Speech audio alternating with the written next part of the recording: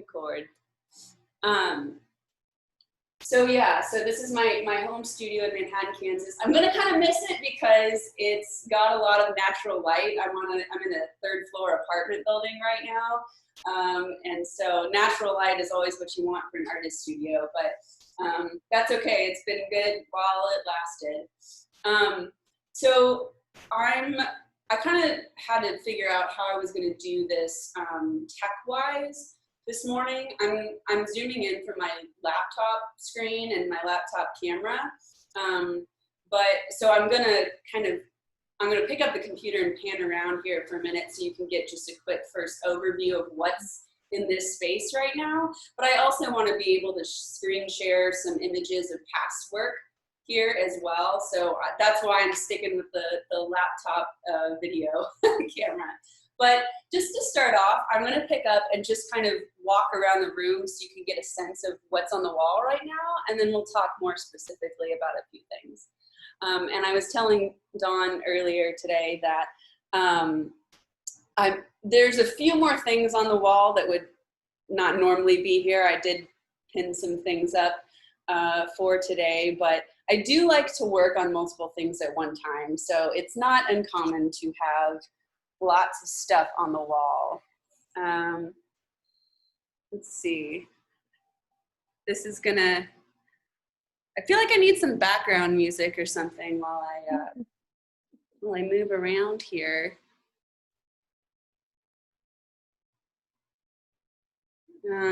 A lot of these things on the wall are new this year, some are not.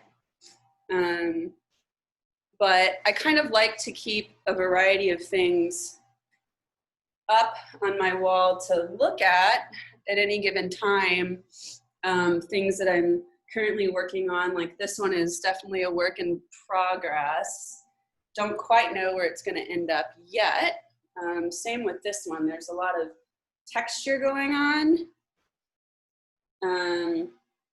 But it's definitely still an evolving composition. I also realized when I was kind of doing this, testing this out earlier, that the colors are not going to come through like I want them to, but at least you can get a taste.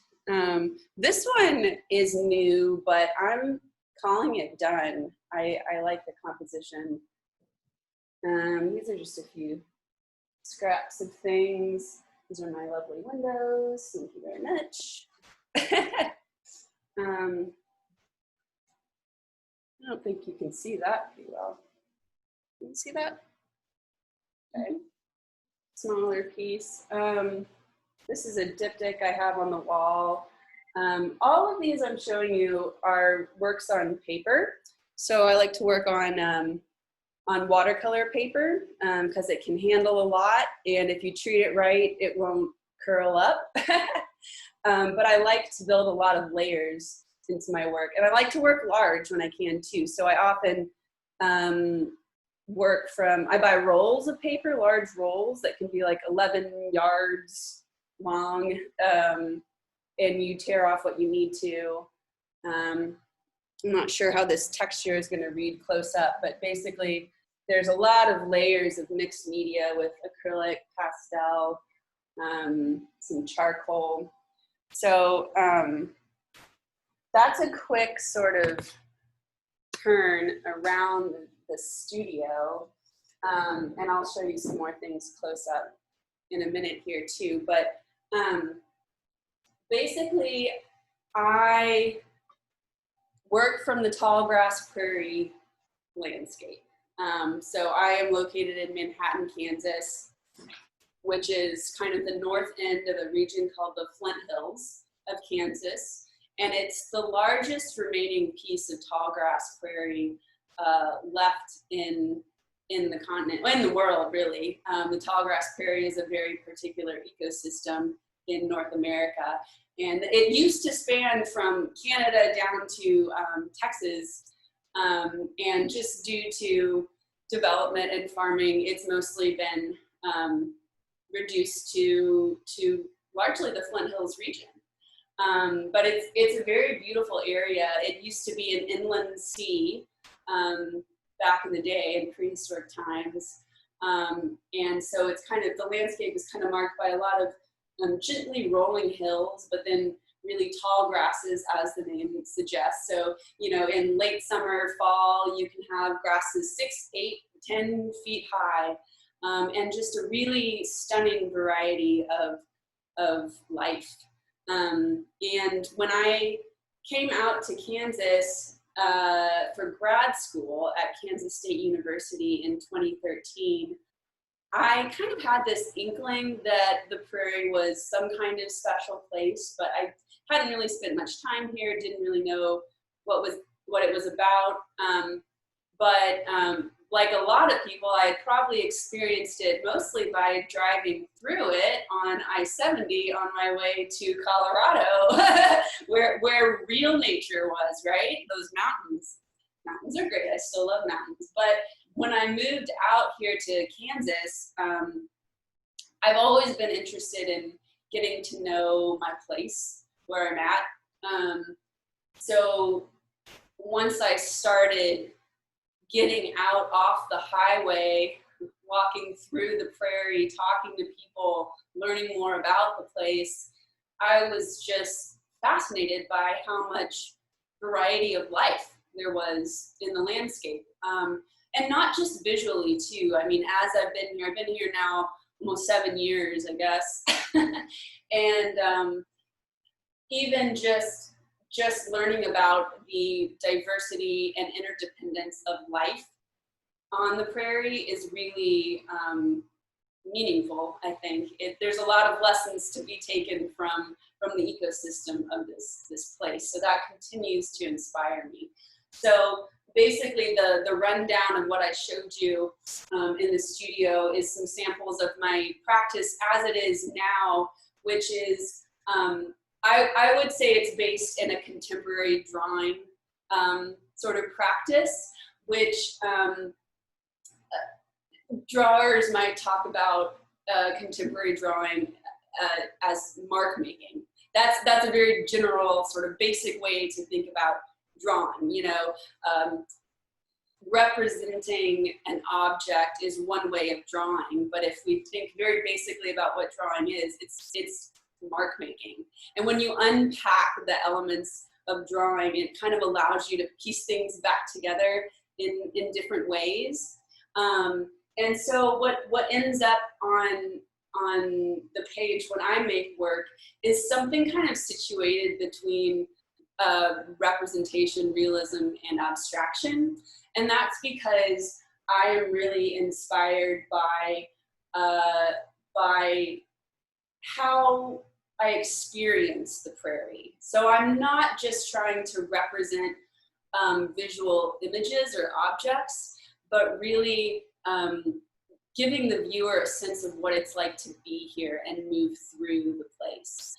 So that's why when I turn to mark making, and I'll talk about some of my marks a little bit more in a bit, but that's usually what I hone in on, is something that that describes the experience, not just the visual understanding.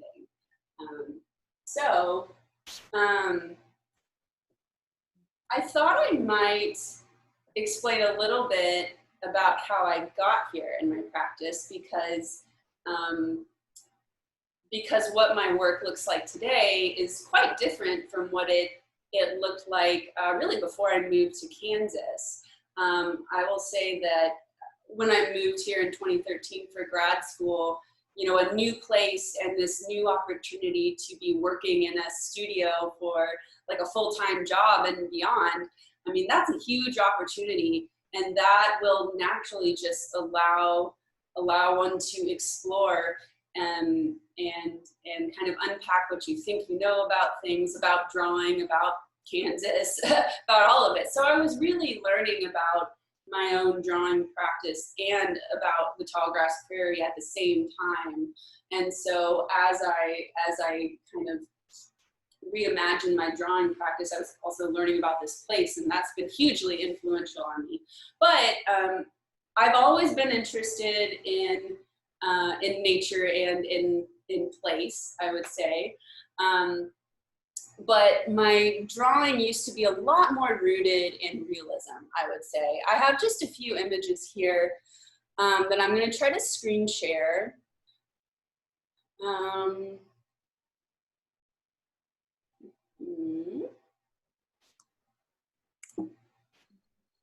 Can you all see that? Mm-hmm. So this is a series of drawings that I did. I guess I was probably college age, so maybe 19, 20. These are all in, well, professionally we would say ink. It's ballpoint pen. Which I mean, that was an intentional choice. I really enjoyed working with ballpoint pen because the properties of it felt more like graphite, but I kind of liked that it was this cheap tool, something you wouldn't expect. I always kind of enjoyed looking closer at things that you might not expect to be beautiful or wonderful or interesting. So that'd be why I use the ballpoint pen. But so these are just kind of a series of drawings of trees, and these were, I think, like 16 by 20 or something like that. So you can see, like, these are very highly rendered, very detailed, graphic. And then I had another series that I was starting. Just, I don't know. Well, so I grew up in the suburbs of Dallas. Shout out to my Plano family. And it was curious to me. I started to notice, this happens in a lot of places, when the city will come through and like prune the trees around the power lines. They don't do it in like a natural way. It's just like, you know, like 90-degree angles. And I was like, oh, you never like really acknowledge that. But if you're going to take it out of context, it'd be really weird. Like, so I always like just sort of highlighting these unnoticed or underappreciated things. I'll show you a series. Share a different screen. Can you see that? Mm-hmm. So these were, I actually did these right before I moved out to Kansas. Kristen, who's on the call, was my roommate when I lived in Kansas City. And she was there when I was working on these, so they might look familiar. But these were on, oh gosh, I think they were like 24 by 24 inch paper. But again, it was in ballpoint pen. And again, very, very tightly rendered. But as you'll notice, these are kind of a strange combination of things to be occurring together. But this series was basically inspired by things that I had seen or found just on walks around our sort of semi-urban neighborhood in Kansas City. So there are some elements, and actually there's some things I recognize in here now that I live in Kansas, like Cytotsgrama is the name of this grass that's kind of sticking up the top here, and I think this is a chicory plant down below. At the time, I was drawing a lot of these things not really even knowing what they were, so but just kind of doing these observational drawings. They're natural things, they're kind of found objects, you know, a dead bird. I mean, like, that's gross. But they were real things that were observed. And so I kind of wanted to play with the relationship of these. Like, obviously they're put together in a way that isn't real or couldn't physically happen, but that kind of makes you do a double take and look closer, like, what is that? What's going on there? And so again, that's kind of, that, I think that's a consistent thing that's been in my work, is that wanting to encourage curiosity in people to slow down and look closer and ask what's going on. So that's kind of a little preview of what my work looked like before moving to Kansas and before grad school. But like I said, in grad school, I kind of got an opportunity to be pushed in new directions and really kind of unpack what drawing is or can be. And I would say that it was hard for me for a while because I can draw realistically, representationally, and I think I could do it pretty well. And I like to cling to that because if I had technical ability, surely that was the most desirable thing. And I like to be good at things. Hey, I'll admit it. So, you know, being able to move beyond representational drawing was kind of a hard thing to let go of and allow myself to explore more. And I would say, like, in any moments of change or growth, I think a lot of times you're more breaking with the past and having this moment of like not understanding and then picking up the pieces and putting it back together. It's usually not a smooth transition is what I'm trying to say. So there were definitely some examples of work in grad school. Made a lot of bad work in grad school, but there are a few pieces that I still have with me that I kind of think of like really good examples of that transition. And one of them, I'm going to try to rotate the screen here. One of them is actually this piece behind me, and I keep it, and I don't think I've ever actually shown it in an exhibit. I've definitely never put it for sale or anything. It doesn't usually hang on the door, by the way. I just moved it in here for today. But to anyone who's looking at this, it's not like the most spectacular piece or anything like that. If you get a little closer up, it's mostly acrylic. And there's a lot of marks here. You know, I was talking about the mark making earlier. But this piece started out, I remember I was working on it. It was a field of like sunflowers at a prairie. I thought like, oh, I'm doing good. I'm not rendering too much. You know, this is really loose and more abstract, but it was still obviously like a field of flowers, you know. And I liked it. I enjoyed it. I was like, this is great. I'm feeling good. But at some point in the process of making it, I got frustrated. It might have been about something completely different, but I remember going into my studio one night and just like kind of having this moment of I need to change this. I need to completely rework this. And I, like, in one setting, in one night, I just kind of went over with these brush strokes with a lot of energy and intention and focus. And it turned into this. And I loved it even more. And I was so surprised. I was like, where did this come from? And what I love about it, partially, there are a few pieces that I keep around just for me personally because I don't fully understand them yet. I made them, but all I know is that I had this kind of moment of intuition, of focus, and I went for it. And this thing happened.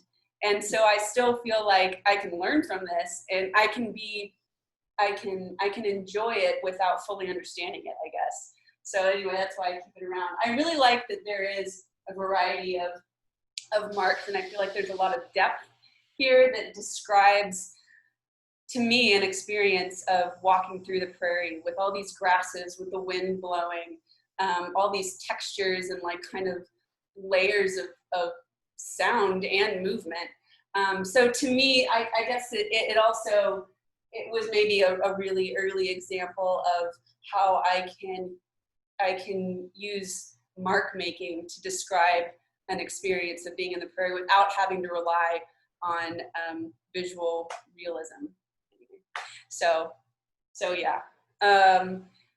Then I will say to, trying to decide what to do next. Wow, time flies when you're having fun, y'all. Let me share one more thing. Well, maybe not one more. We'll see. Is there going to be Q&A at some point? Yeah, yeah. So I gotta wrap it up soon. Thanks for asking.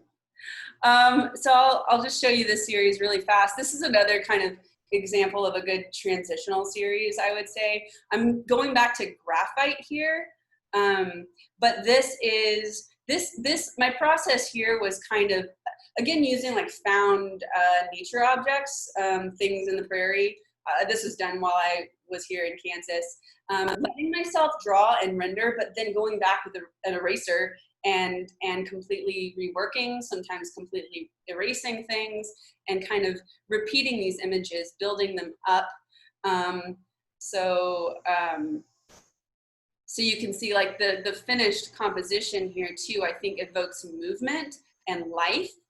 But they were all from just repeating basically one object or pieces of an object over and over again. But again, this was kind of a different method to approaching abstraction for me. And I will say, I'll end on, well, let me do one more screen share if you don't mind. In 2016, I got my MFA, and I kind of finished with a thesis show that I called Prairie Remembered. These are some images of works from that show, and these are all mixed media on paper still, and they were larger scale works, like 4 by 5 feet kind of a thing. And so this is kind of the culmination of that transitional time, I guess, in my work. And so you can kind of see, like, I'm using color. I'm still exploring this mark making. But there's also some visual cues, I think, some specific plant life that people might recognize who know the prairie. But it's really about describing an experience of being here, I would say. Okay, so I'll stop there. And I'll just wrap up by saying, like, right now, what I'm interested in is kind of taking what I've learned so far in my journey and kind of considering what I have and haven't allowed myself to do in my work, I guess. You never want to, like, stagnate, I don't think. So I will say I've kind of wrestled with the concept of being a landscape artist, because it's a convenient way to describe what I do. But there's a lot of landscape artists in the Flint Hills that do great work, very different work from me. But I guess I'm always just trying to define what's the best language to use to describe to people what my practice is like. And I've honestly, like, resisted a lot of the characteristics of, like, traditional landscape, because I want people to keep asking, like, what is going on here? Where am I? I want part of the process of viewing my work to be this, like, personal orientation process, you know? So you have to kind of stand there for a while to figure out which way is up and down and how you should progress through the picture. But anyway, I've noticed recently that, like, some more elements of traditional landscape have been creeping into my work, and I'm trying to be okay with that.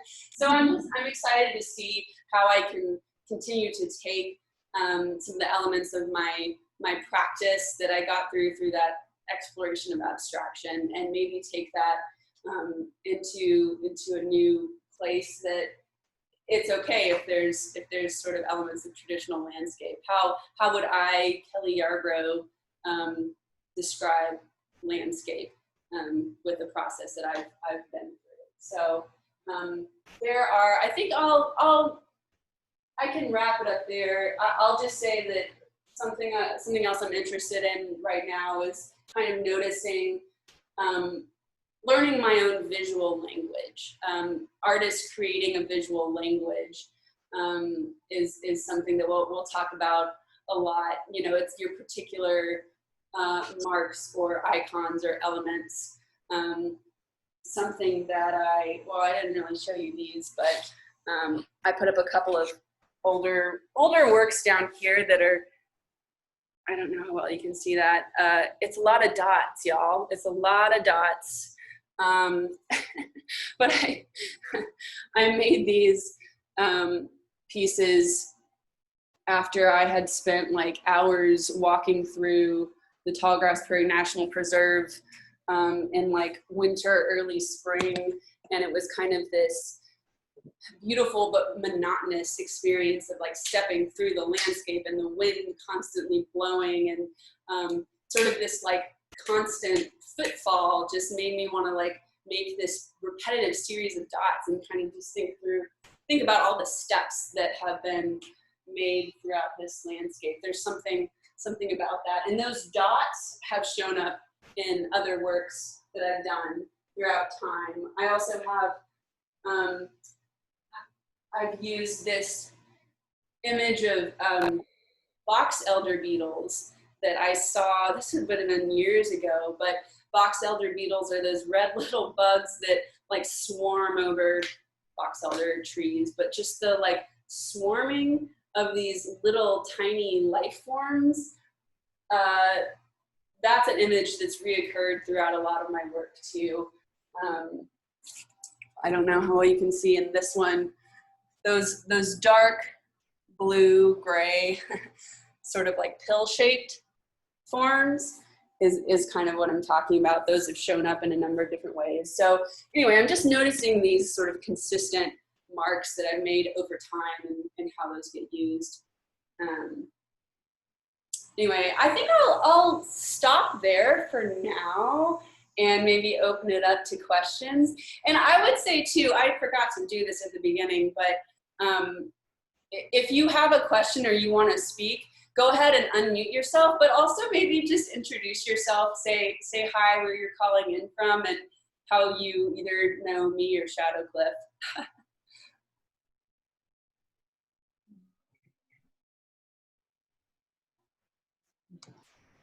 Judy? Hi. Hello. So we're Judy and Skelly Warren, and we met Kelly at Shadowcliff, and we got real excited when she put up the like black and white tree sketches, because those are things she was showing us at Shadowcliff. So today it was just so thrilling to see her growth as an artist and to hear about her journey. In fact, we even went and visited her once in Manhattan, Kansas. So we had an idea what she was, but I'm just so awed by your journey, and your work is so beautiful, and it's just so much fun to see where you kind of started in this just incredible journey. Thank you. It's really great.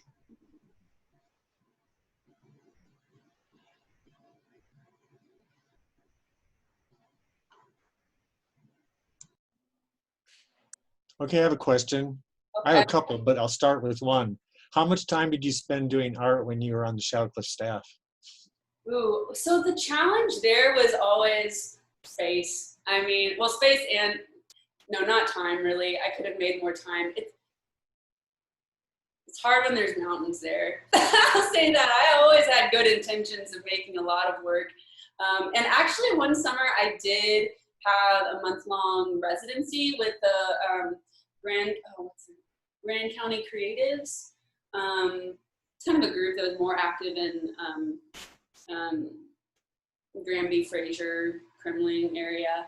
But I did this month-long residency where I got to set up in the, it was like a temporary building where the like gym was over kind of by the post office. It was not, I mean, it was great because they gave me space to work and like put my stuff for a while. And I actually ended up having a show at the AA barn, which is not Alcoholics Anonymous. It's what does that stand for? The barn that you can rent out in the National Forest, you know what I mean? If you know Grand Lake, you'll kind of know what I mean. It was just a barn but I ended up kind of using it as a show space for like a night. So that was the most work I got to do while on staff. That was a long answer to your question.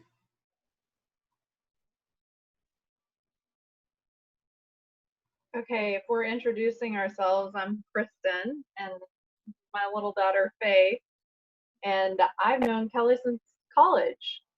We got to know each other then, and I'm the roommate that she lived with in Kansas City. So we're sorority sisters, and it's neat to have known Kelly from college and seen her art then, and see what it's becoming now, and watch what it morphed into while we were living together in Kansas City, and it's cool to see it. Thanks, Kelly, for doing this. Thank you, Kristen. As I was like trying to tidy up things today in my room and like packing up, I was like, oh, Kristen's seen a lot. Like, we had this weird old house with like a nasty unfinished basement that I would try to work in. It was all dank and damp, and I tried to make frames on an uneven cement floor. It was a mess. I had a lot of thanks for putting up with that. Michael, you didn't introduce yourself, by the way. I know I was a little late, sorry. I'm Michael Dorsch. My history goes way back to Shadowcliff. Kind of started with the HW retreat in 95 or 96. I'm now the director of that. I'm also on the board of directors of Shadowcliff until May. My term limit. Is that enough? Sure. Okay. So the other question I had was, how much of your art have you sold, and how have you sold it? Like, do you do these, back in the day, I used to go to these gallery things more for the free glass of wine and, anything else. No, but I like art, and I always, whenever I visit a city, I always go to their art museum. I did a really cool course in college, art appreciation, whatever it was called, when I was an overseas student in Cambridge, taught by this amazing professor. So I kind of learned a whole, different way of looking at art. So I like art, and I'm just wondering how successful you've been at selling and how you sell. Yeah, good question. So I do sell my work, but I don't. My website is a portfolio site. It's not I don't sell through my website. I could do more with selling my work, but partially because of time and partially because once you really want to get going selling work, I mean, it becomes making product at that point. And that's not necessarily a bad thing, but I think the time and focus that it would take to really cultivate that is something that I just don't have the bandwidth for right now. However, I do have gallery representation at a gallery in Kansas City in Overland Park, technically called Prairie Brook Gallery. So they do have a number of my larger pieces for sale. And, when you can find a really good gallery to work with, it's a great thing because, they have their whole client base that will come in and, they might have a couple of your pieces up on the walls, but if someone's interested, they can be like, oh, let me show you more work by this artist. And, so they can do that work of kind of talking you up and things like that. And this gallery, many galleries are also framing shops. So they actually can frame and mat the pieces. And when you have larger works like I do, framing becomes such a huge cost that it's really a huge benefit to be able to work with a gallery that can do that for you. And they add the price on top of that, and you just say what you want to get out of the work, and then they add their prices, and they know what their people will pay for that. So that's all good. You work out. Send me a check when it sells. That's great. Besides that gallery, I do show work and sell work. I really like to look for opportunities where I can have shows, either solo shows or group shows, in spaces where I can have an opportunity to connect with people or speak about my work more. So like I had a nice 2-person show last summer at the art center here in town that was really nice. I've shown work in Matfield Green, Kansas, where Dawn and Michelle are calling in from, a little contemporary art gallery there. There's some regional places, art spaces that I like to show work. I actually have work up right now at a salon and gallery in Kansas City, Crossroads Arts District area. That was kind of a funny story because I booked that show last year because the gallery coordinator for this salon reached out to me about showing my work, and I kind of thought like, oh, it's like a salon, like a like a little, you know, fancy art space. It's a hair salon that also employs a gallerist. I mean, so that was kind of funny. But in the end, I mean, in pandemic times, I mean, hair salons are doing a lot more business than art galleries are right now. So it's kind of a good thing, I think. But anyway, so I really appreciate opportunities to show work and sell work like that. But it hasn't become a huge function of what I do. I really appreciate having the freedom to create what I want to create when I want to create it. In other words, you're not going to quit your day job anytime soon. Well, my feeling about that is right now that if I have a day job, I better hold on to it for the time being. That's my attitude there. Now, if something were to happen to that day job, I could pick up and be ready to go with this art stuff at any minute.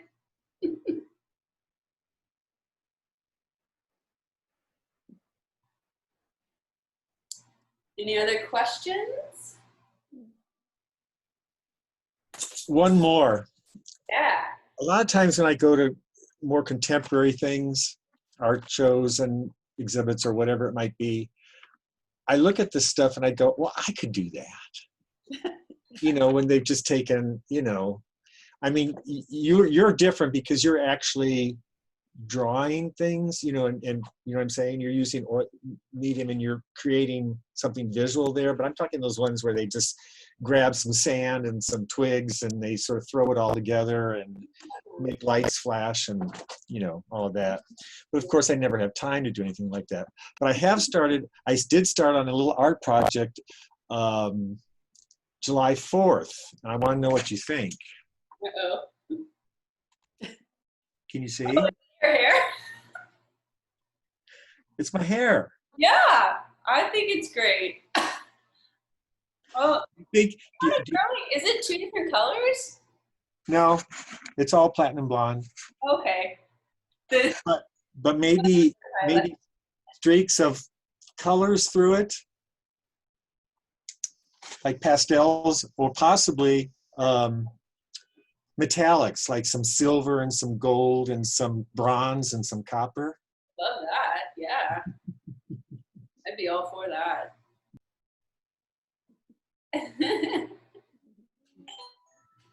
Sorry. Well, I will say too, I'll use that as a segue, that I think it's important to work with what you got and be creative with that. And I'll say part of my process that I really enjoy is being able to reinvent pieces. I showed the piece earlier that was sort of like a field of flowers, and then it turned into this even more abstract kind of mark making thing. But the way that I build up layers oftentimes comes from starting with a piece that I either finished or never finished and put away maybe years before, and kind of using that as raw material for something new. So as I was like packing up my space, I pulled out, this is just like a folder of older works, things that aren't really precious to me anymore. I learned, I think, that it's important to not hold too tightly to works because that kind of restricts your imagination. So I have just kind of this messy file of old things, and like maybe nice drawings that I like pieces of, but they're begging to be something new and different. This is another example of the marks of the box elder beetle that I was kind of playing with. So anyway, this is just like a stack of now raw material. I mean, this these are panels of something that was once one large piece, and I had some idea, and I think I had them at one point hanging as an installation, almost like curtain blinds.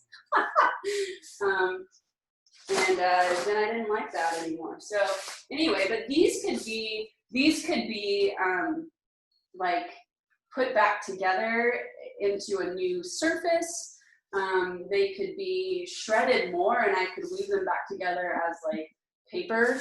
Sometimes I get into messy handmade paper making.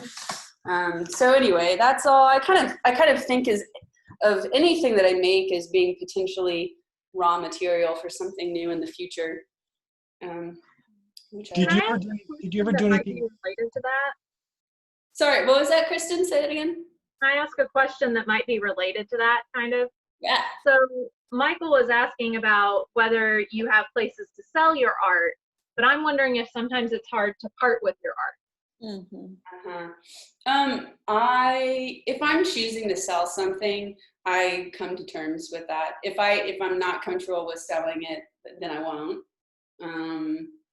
But it is, I mean, it is a part of the process that I've had become more comfortable with.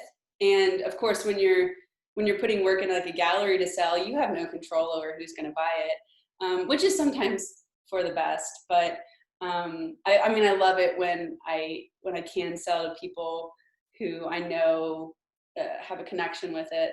I mean, that's always a nice thing. But it is something, you have to be able to let go.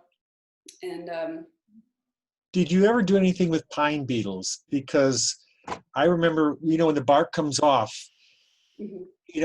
Once you get over the horror of how horrible it was, and Bob Mann, like, they really, those tunnels that they would dig and do and all that were really sort of very artistic. Oh yeah. So I did use that. I called the box elder beetle kind of pattern. I've used that very broadly and loosely. When I was making work during that time and in Colorado, I thought about the pine beetle. Absolutely. It's a great example of something small that can be such a factor of change on a larger scale. So if some of you aren't familiar, the pine beetle is just this little tiny bug that would bore into the lodgepole pine trees and eventually kill them over time. But this was sort of like an epidemic scale, like all across the Rockies, really, over the span of, I mean, it's still going in some parts, I guess. I mean, like decades at this point. And in Grand Lake, in the west side of Rocky Mountain National Park, where Shadowcliff is, I mean, it's mostly lodgepole pines. So I think they said like something like 80 to 90% of the lodgepole pines were infected and died. Mm-hmm. And as you can imagine, that had huge repercussions on the landscape. And of course, it was like this. People were panicked and like, what do we do? And then it's interesting to think about like, well, what caused this? Is this climate change? Is it something that humans did? Is it something that just happens naturally? And or is it a combination of maybe all those things? If we're building in mountain communities, fire is our enemy, right? So we want to suppress fire. Well, traditionally, fires would come through and periodically kill off these beetles or clean out some of those lodgepole pines. But since we don't want fire to happen, there's suddenly tons of food for these pine beetles. And so there are all these different factors that kind of led to this perfect storm. And if you're in a mountain town, your economy is largely based off the beautiful vistas of your mountains, right? And so if 80 to 90% of your lodgepole pine trees are gone, that's going to have devastating effects. but then through that also, people started using that old wood from the trees that had fallen to like create furniture, and the pine beetle marks inside the wood actually kind of left this, I think it created like a fungus sort of inside the wood, so it had this like kind of bluish teal tint to it. And so people started using this wood to make some really beautiful objects. So there was that. And then we've also seen in more recent years that the spaces left by the fallen lodgepole pines have been replaced by aspen, by more wildflowers. So while it kind of wreaked a lot of damage on the landscape and we'll say the tourist economy, that has also been replaced by new and different things. And it is a really good reminder that ecosystems are generally not static things, right? They're ever evolving, ever changing. And whatever we might decide is beautiful and good, that's our decision. You know, that's beauty is what is in the eye of the beholder, right? The ecosystem is going to respond how it needs to respond. So that was maybe an example of you know, this kind of turnover that was bound to happen. What's the name of the grasslands you spoke about? Because I want to look at it on Google Maps. Yeah, the Tallgrass Prairie is kind of the name of the general area. The Tallgrass Prairie National Preserve is a Nature Conservancy National Park in Kansas. It's actually the only national park in Kansas. We have the least amount of public land of any state in the nation. But so it's really great to have the Tallgrass Prairie Preserve just be an hour and a half away from where I live.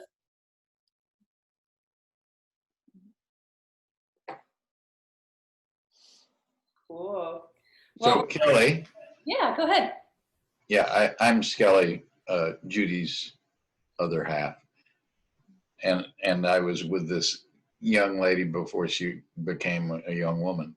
But anyway, I want to know what makes you happiest when you're working and doing the work, or when you've got it done and you can see it. Which is the most rewarding for you? That's a good question, Skelly. Wow. I do love finishing things, but I would say, I mean, I think it's wonderful to get in this state of flow. I think, you know, you don't have to be an artist to know what that is when you are focused on a task at hand and you're fully engaged and you kind of forget about time and where you are. That's a really wonderful place to be. And I think, and that's a process thing. You know, if I'm in that state, that I can walk away feeling accomplished, whether the piece is done or not. It definitely feels good to finish a piece and be able to say like, yeah, this is done now. But I would say, I mean, probably the reason why I have so many things that are in process is because I do enjoy the process. I had to think about that. That's a good point.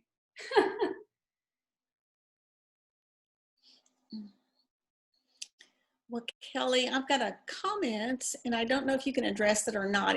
I could make it a question, but I'm not sure it's one you can easily answer. And I'm Susan Yarbrough, I'm Kelly's mom from Plano, Texas. In your MFA final project, you showed us the large color pieces you did. It seemed to me that you were representing different seasons. I'm not sure if that's true or not. But as you were showing us those pictures, I noticed one just seemed to grab me, and I felt like I was in the middle of the grass, and I felt like I could feel movement. So if I had a question, it would be, how does an artist like you create movement? And like I said, you maybe can't answer that, but any simple techniques you use that you could explain simply to a non-artist about how you Yeah, I can definitely speak to that a little bit. I'll just say first to address the seasonal comment. Thank you for that. I ideally I like to work, and I don't create those large works from photos. I don't work from photos at all. But I do like to create as immediately as I can after like being out in the prairie or experiencing something firsthand. So I'll try to take that memory with me, and that's partially because I just want to be able to digest it in my own personal way, I guess. There are a lot of seasonal aspects because I'm trying to create an experience that is true, even if it's not all realistic, I guess. So yeah. As far as the creating movement goes, I would go back to what I was describing about drawing being mark making.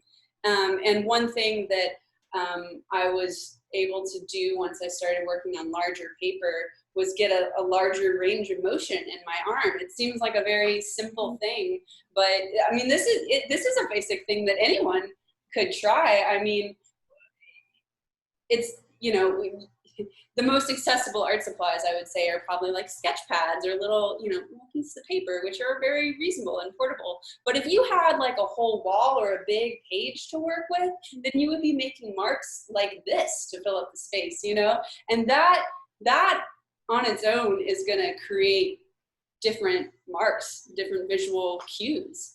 It really, movement, I think about movement, I think about sort of the rhythm and pace at which I make marks and at which they read. I mean, if you think about it, like making sort of like small, tight drawings, slow drawings, that's going to read very differently than if you're making big marks like this. Also, the type of media, again, like a fine graphite pencil mark is going to be thin and intentional and maybe kind of wispy, as opposed to like a big thick piece of charcoal.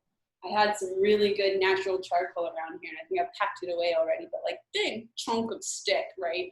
And if you're making marks with that, that's going to read very differently too.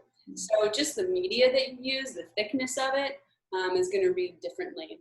Also, part of the what I like to explore with the layering that I do here too, I'll say just very briefly, like a lot of my mixed media works kind of start with washes of acrylic or watercolor that I lay down on the bottom, and then I'll build layers up from there using either more acrylic or really like these soft pastels that I've been using.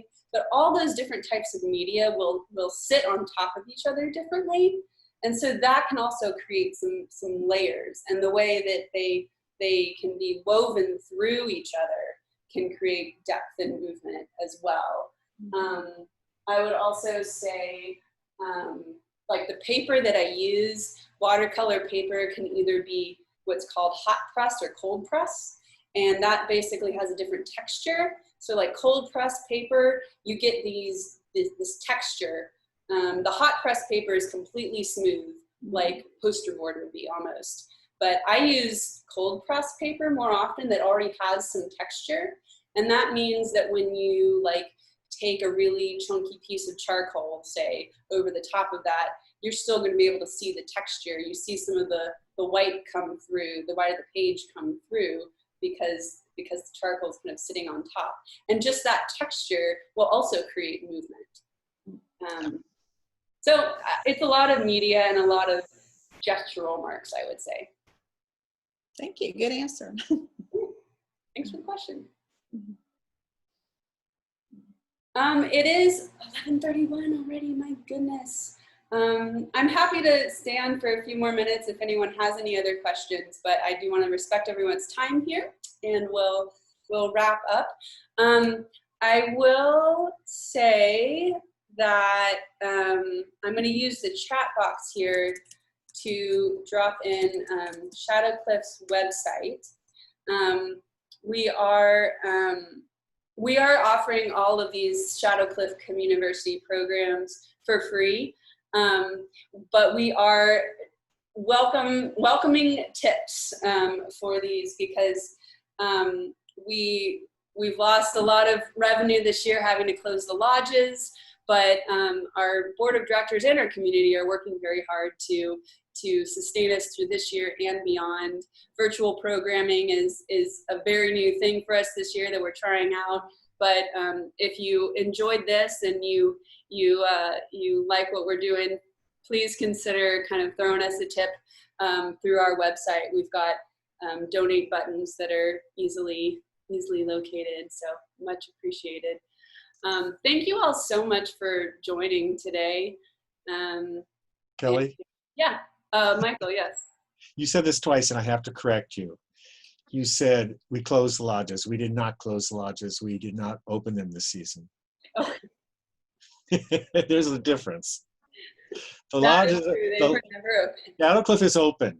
It's just that this summer we were not able to completely open the Shadowcliff lodges. That's fair. That's fair. We like to say Shadowcliff is usually a very high-touch place because we have communal living areas, dining room. So normally we would be communing with each other and enjoying each other's company, but for that reason too, it was kind of a high-risk place. So we never opened the lodges, but we. But Brandon and Alana go into the lodge and deal with the office stuff. It's just that there are no guests in the lodge. Never mind, I'm giving you a hard time. Well, anyway, I'm happy to stick around for a few more minutes if anyone has any other questions, but otherwise, please enjoy the rest of your weekend, and thank you for tuning in. Thank you, Kelly. Good to see Kristen. And Faye, is it Faye? Yeah, Faye. Can I see her face again? Oh, she's got her eyes open now. Oh, hi, Faye. So cute. Oh, what a cutie. Oh, she's precious. So cute. Thank you for doing this, Kelly. Thank you, Susan. Good to see you. Bye-bye. Bye.